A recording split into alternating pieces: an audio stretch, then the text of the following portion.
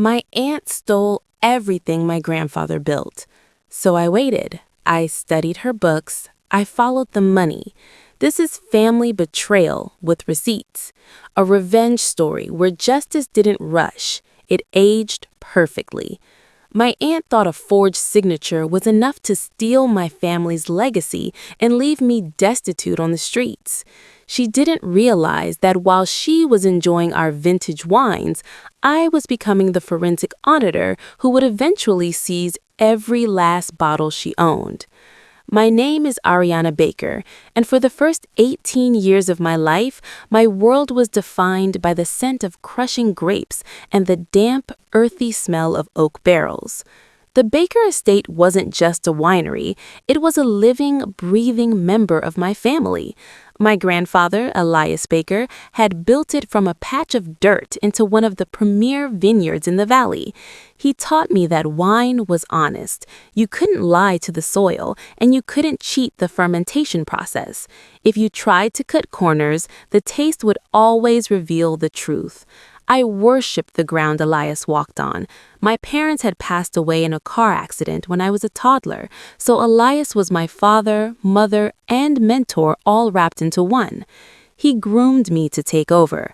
By the time I was 16, I could distinguish our Cabernet from our Merlot by scent alone, blindfolded. We had a plan. I would go to university for viticulture and business, and upon my return, I would officially become his partner. Then the heart attack happened. It was sudden and brutal. One moment he was teaching me how to prune the vines for the winter, and the next he was gone. The grief was a physical weight, pressing down on my chest, making it hard to breathe. But I held on to the knowledge that I had a duty to preserve his legacy. I was his sole heir. He had told me this 1,000 times. The day of the will reading, I sat in the mahogany-paneled office of the family lawyer, a man named Mr. Henderson who had served my grandfather for 30 years. Sitting across from me was my Aunt Lydia. Lydia was Elias's daughter, but she was nothing like him. She hated the dirt. She hated the smell of fermentation. She moved to the city the second she turned 18 and only returned when she needed money to fund her lavish lifestyle or pay off debts from her failed boutiques. She looked at the winery not as a craft, but as a piggy bank.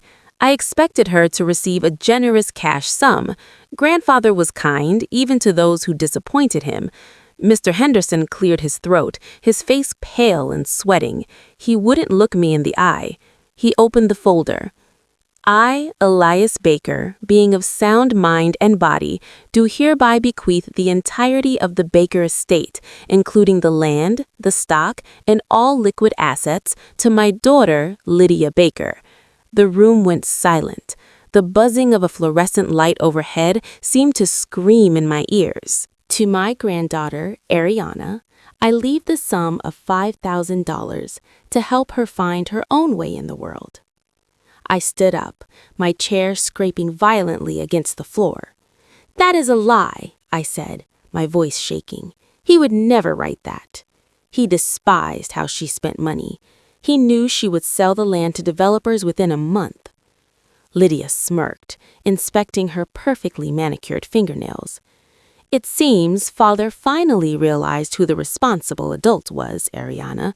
You're just a child. You can't run a business. I looked at the signature. It looked like his, but the loop on the B was slightly too wide, the pressure on the pen too heavy. Grandfather's arthritis had made his writing wispy and light in his final years. This signature was bold. It was a forgery! I screamed it at them. I told Mr. Henderson to look closer. Mr. Henderson adjusted his glasses and looked at Lydia, who offered him a cold, hard stare. I knew then. She hadn't just forged the will, she had bought the witness. The will is valid, Arianna, Mr. Henderson said flatly. You have 30 days to vacate the premises. 30 days? Lydia laughed, a sharp, brittle sound. She's 18, Henderson. She's an adult. I want her out by tonight. I have decorators coming tomorrow, and I don't want her clutter messing up the aesthetic. That night, I packed my life into 2 suitcases. I walked past the cellar where the 2010 vintage, my grandfather's masterpiece, was aging. I touched the cold stone wall one last time. I swore to the ghost of Arianna Baker that I would not let this stand. I didn't know how, and I didn't know when, but I would take it back. I left the estate with $5,000 and a burning hatred that kept me warm on the cold nights that followed. The first few years were a blur of survival. I worked double shifts as a waitress, sleeping in a studio apartment the size of a closet. I ate instant noodles and saved every penny. But while my body was exhausted, my mind was sharpening. I needed weapons, and in the modern world, the sharpest weapon isn't a sword, it's a spreadsheet. I realized that fighting the will in court was a losing battle. I had no money for lawyers, and proving a forgery without the original document, which Lydia surely destroyed, was impossible. I needed a different angle. If Lydia treated the winery like a piggy bank, eventually she would break it, and when she did, I needed to be the one holding the hammer. I enrolled in community college, then transferred to a state university on a scholarship. I didn't study agriculture, I studied accounting and finance. I became obsessed with the flow of money. I learned how people hid it, how they stole it, and most importantly, how to catch them doing it. I graduated at the top of my class and landed a job at one of the big 4 accounting firms in the city.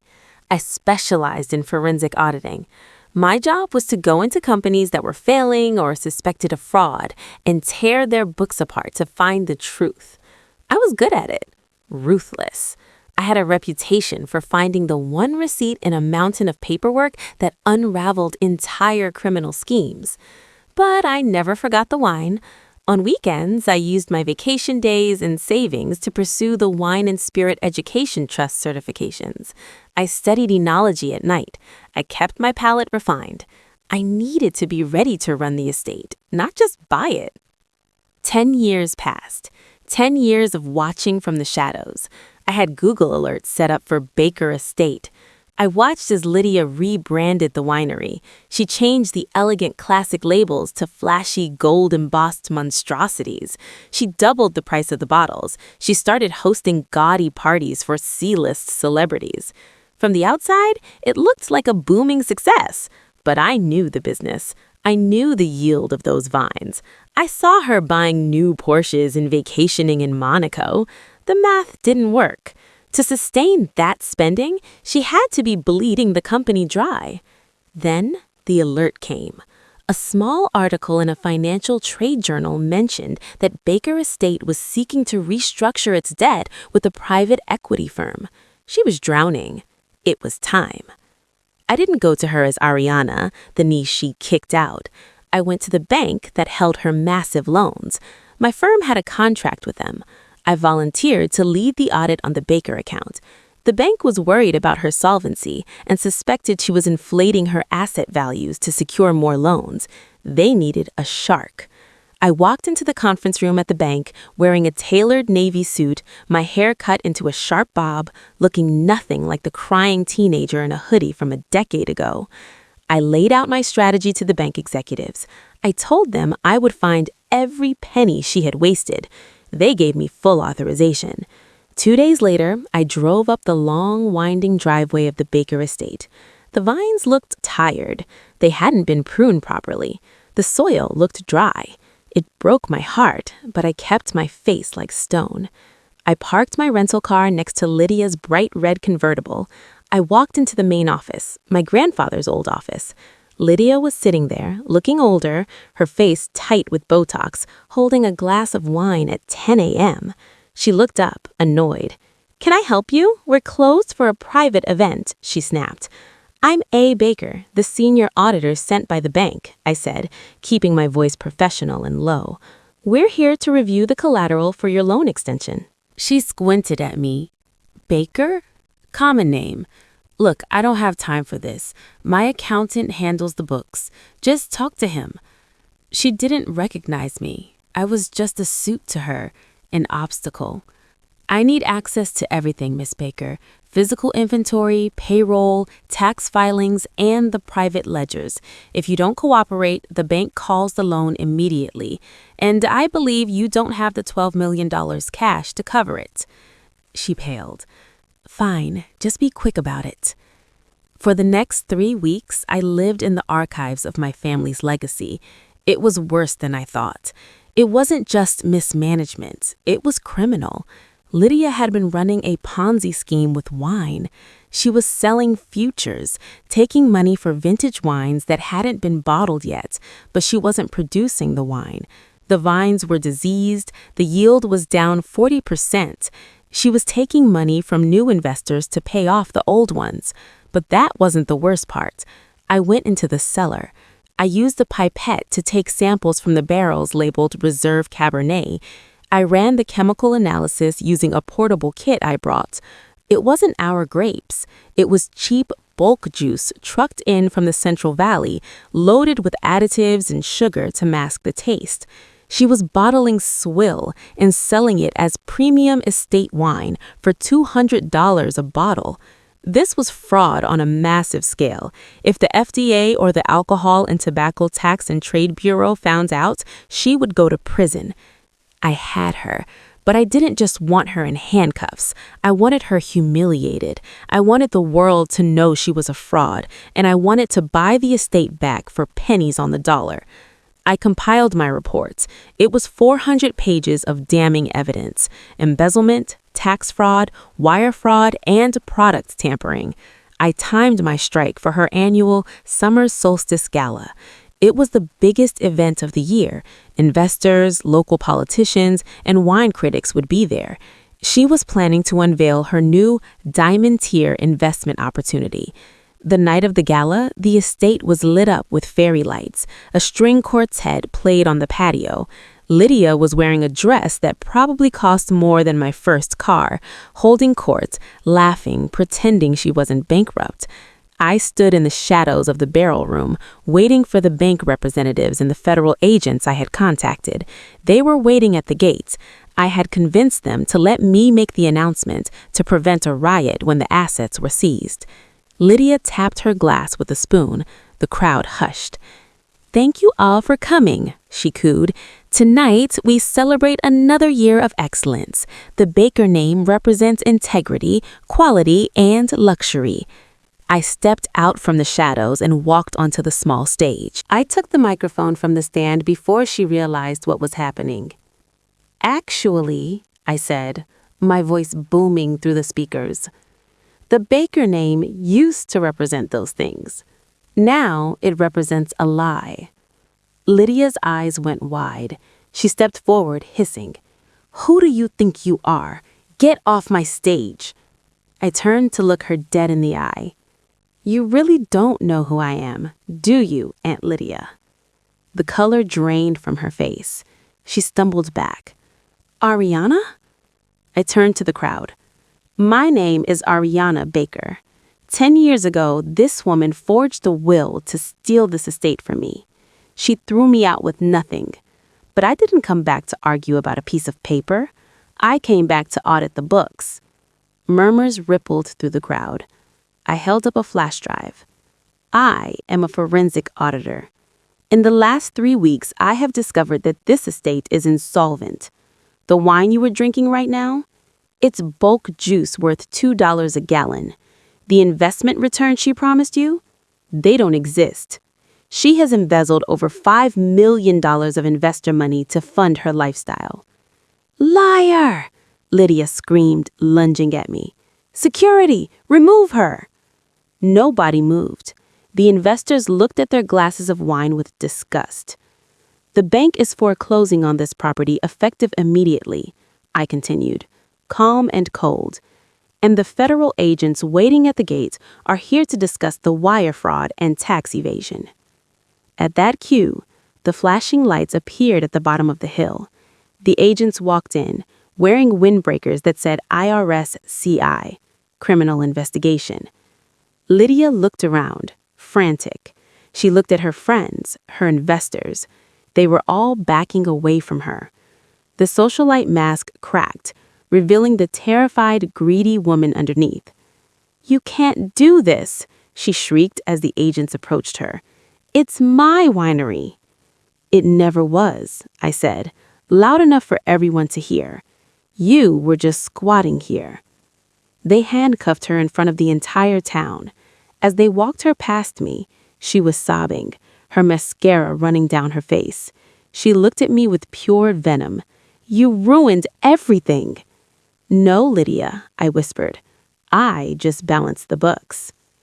The fallout was spectacular. The story hit the news the next day. Socialite winemaker arrested for massive fraud. The reputation of the brand collapsed overnight. The bank seized everything. Because the brand was toxic and the finances were a disaster, no one wanted to buy the estate. It was a distressed asset. The bank just wanted to offload it to recoup whatever they could. Except me. I had the $5,000 my grandfather left me. I had 10 years of savings from a high-paying finance job. And I had a business plan. I approached the group of investors, honest ones, people who knew my grandfather and respected the old ways. I showed them my credentials. I showed them the true potential of the land if it was managed by a legitimate viticulturist. I told them I was Elias Baker's granddaughter and I was going to fix it. They backed me. 6 months after Lydia was sentenced to 8 years in federal prison, I walked into the auction house. When the Baker estate came up on the block, the room was quiet. The opening bid was low, painfully low. I raised my paddle.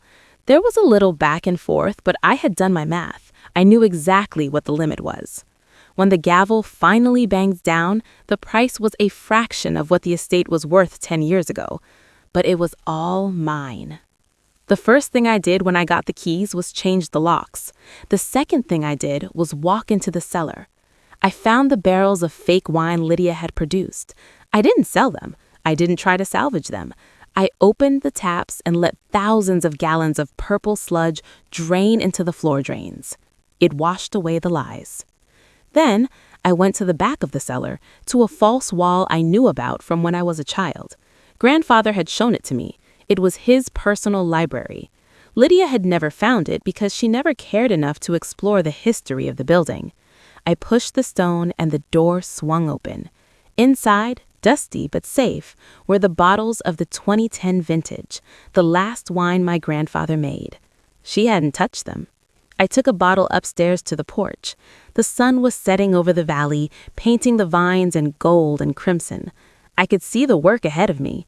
It would take years to heal the soil. It would take years to rebuild the reputation of the Baker name. But I had time.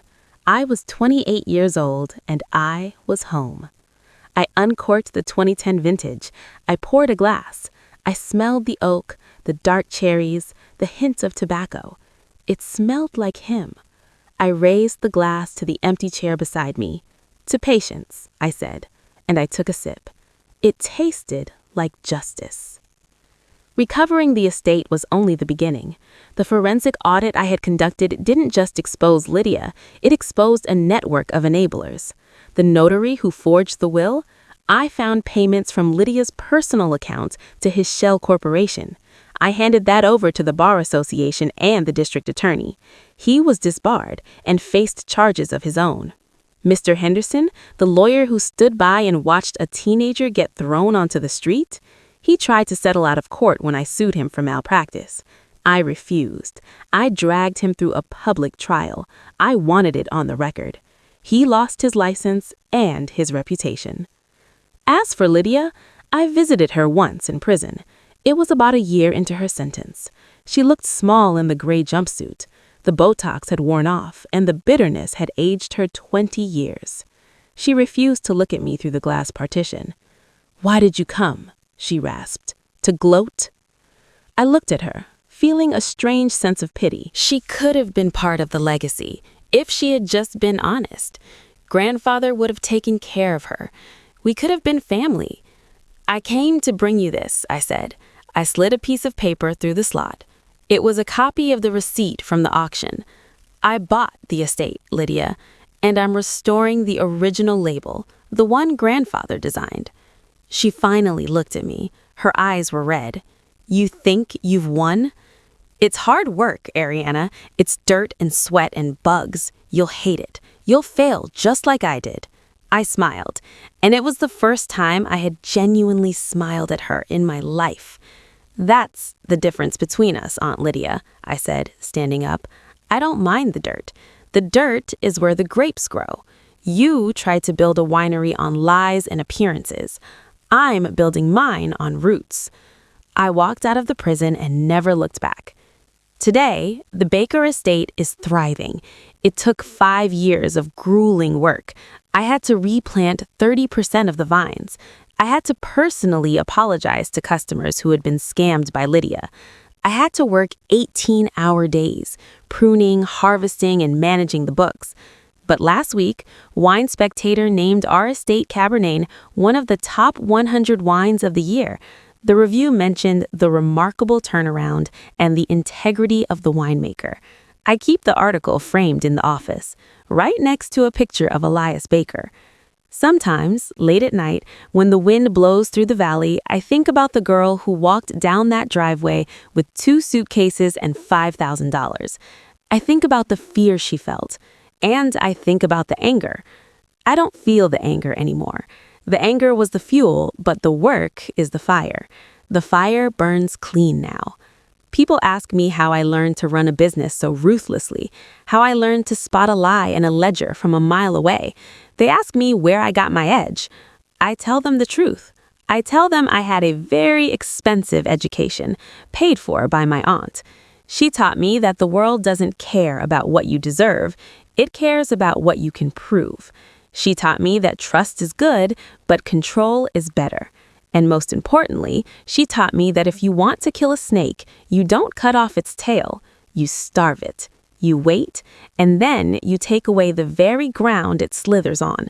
My aunt sits in a cell, penniless, with nothing but memories of a life she stole and lost. I sit on my grandfather's porch, drinking wine that I made on land that I own, with a conscience that is clear. She wanted the inheritance. She wanted the money. She didn't understand that the inheritance wasn't the bank account. The inheritance was the work, and the work is going just fine. Some legacies are stolen. Others are reclaimed. If you want more stories of revenge and justice, like this video and subscribe.